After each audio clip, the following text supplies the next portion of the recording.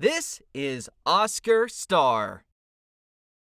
Hold on, this is a jellyfish we're talking about. How is he a star? Nah, this is Stingeruno. Wait, that's not the official name? Stinger Flynn, as with the majority of the Garten of Banban characters, has a rich history of how he came to be, and I'm here to discuss with you the secrets of our beloved psychic jellyfish. The Garten of Banban cast each have their own detailed story and personality, and that's what makes Garten of Banban unique. Join me on the third episode of the Banban Chronicles, narrated by me, Ty Coker, the voice actor of Bitter Giggle, a series where we dedicate each episode to discussing the history and secrets of a member of the Garten of Banban cast.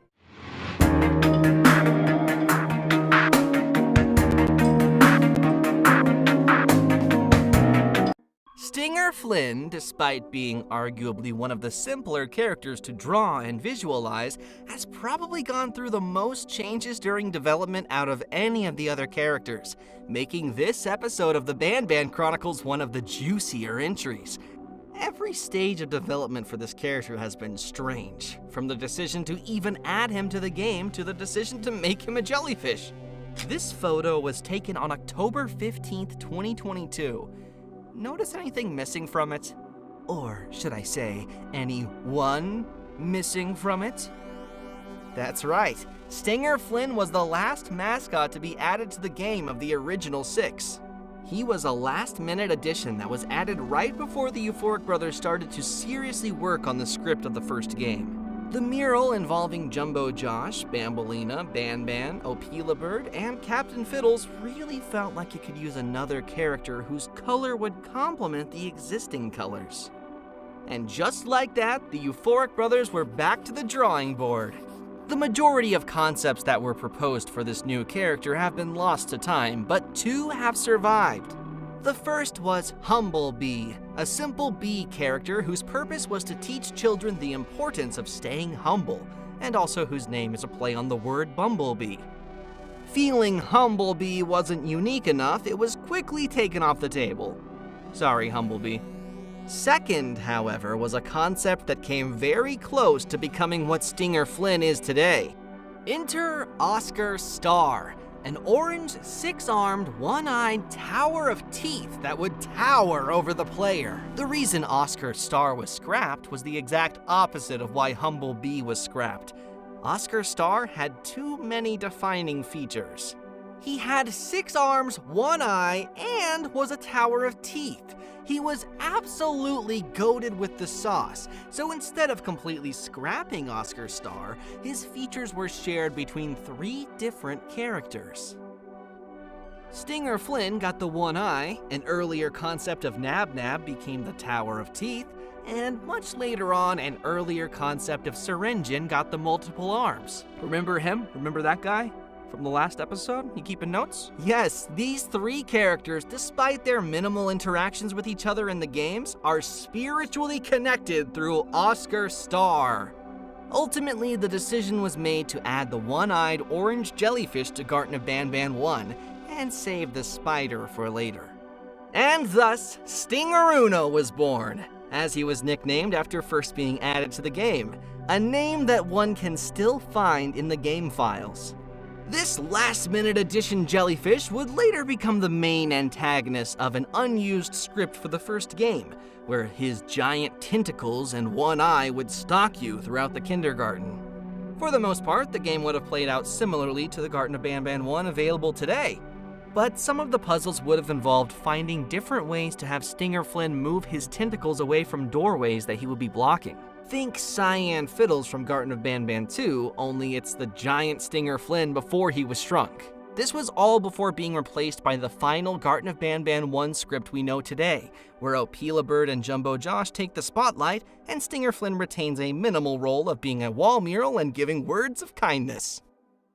If you compare the Stinger Flynn that you can see now on the Garten of Banban 3 poster to the one that you actually see in the games, you might notice a few differences. The eye on the model of the poster is less circular and more rectangular in shape, and Stinger Flynn actually has mistakenly 8 arms here. a mistake that the Euphoric brothers made sure not to repeat when creating the model for Stinger Flynn in Garten of Banban Punch Rush. This version of Stinger Flynn that you see on the poster is actually a very early version of the same model created during the development of Garten of Banban 2, and later updated during the development of Garten of Banban 3.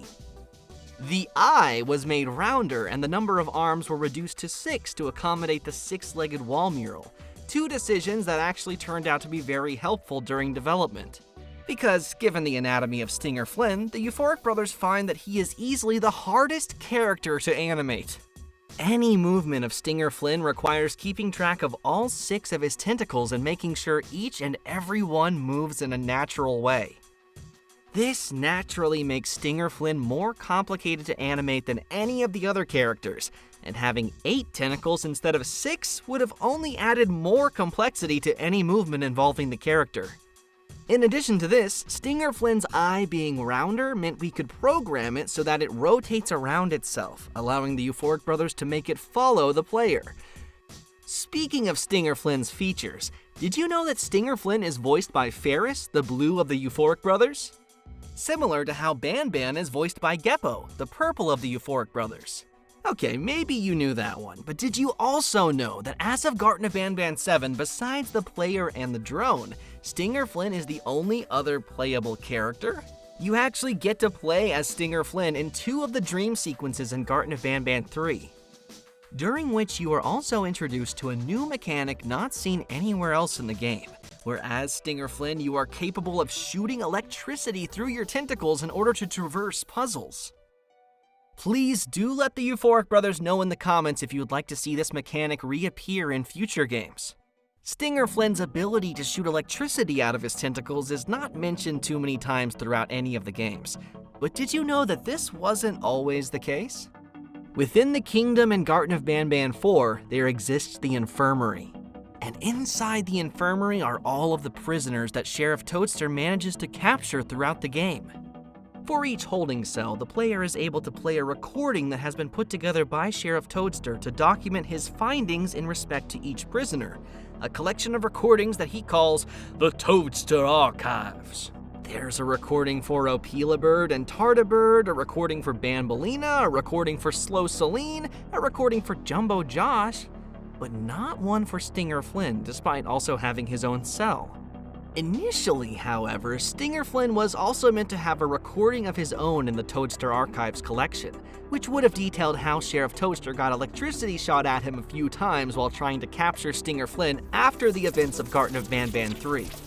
However, feeling that there were enough Toadster Archives entries in the game and that the Stinger Flynn recording wouldn't have added much in the way of interesting lore, the idea for the recording was scrapped. But this wasn't the only instance where something related to Stinger Flynn was removed from a game. During 2 of the dream sequences that take place in Garten of Banban 3, one of the very few vehicles to ever make an appearance in any Garten of Banban game can be seen. Stinger Flynn's very own, the Stinger-mobile. This is the car that's parked beside Stinger Flynn during his monologue about reaching the beach, and the same one that all of the characters take a ride in later on in the game before it crashes into a piece of cactus. This car was originally scripted to appear in the first street of City Engine that you enter in Garten of Banban 7 as a reference to the fan-favorite car sequence of Garten of Banban 3. Realizing that this would not make much sense lore-wise, the car was removed from the map entirely, which actually happened only a few days before the public release of the game. But who knows, maybe the Stinger-mobile will reappear in future games. Wait, what's that jellyfish doing to us? Stay tuned for the next episode of the Banban Chronicles, where the secrets and history of another character will be revealed. Comment down below which character you want to learn more about next, and keep on banbanning!